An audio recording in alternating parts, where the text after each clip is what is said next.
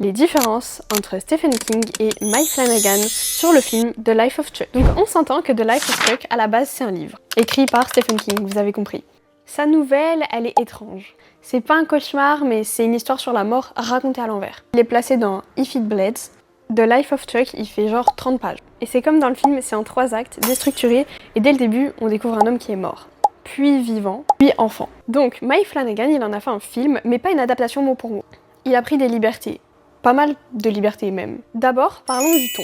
Chez King, c'est un peu plus absurde en vrai. Parfois, c'est même genre surréaliste. Genre, le monde s'effondre, mais c'est pas trop logique, enfin, c'est un peu bizarre.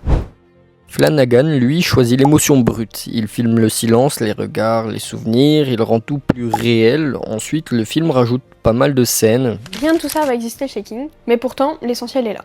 L'idée que chaque vie, même les plus banales, mérite d'être racontée comme une épopée. Flanagan ne copie pas King, il le prolonge. Il prend une nouvelle très courte et il en tire un long poème sur la mémoire, les regrets et l'amour. Mais tout ce qu'il va rajouter, ça sert à humaniser Chuck, donc c'est super important. Là où King, lui, reste volontairement mystérieux. Flanagan, lui, il a choisi la transparence émotionnelle. Il filme la vie banale d'un homme comme une fresque intime. C'est super intéressant. Et c'est là toute la force du film. Il cherche pas à reproduire la bizarrerie du texte de base, il va vraiment s'adapter pour avoir quelque chose d'ordinaire en fait. Avoir la vie d'un homme. Parce qu'au fond, The Life of Chuck, c'est pas une histoire sur la mort, sur ce qui reste quand tout s'efface. Alors non, c'est pas une adaptation fidèle, mais c'est une adaptation fidèle à l'émotion.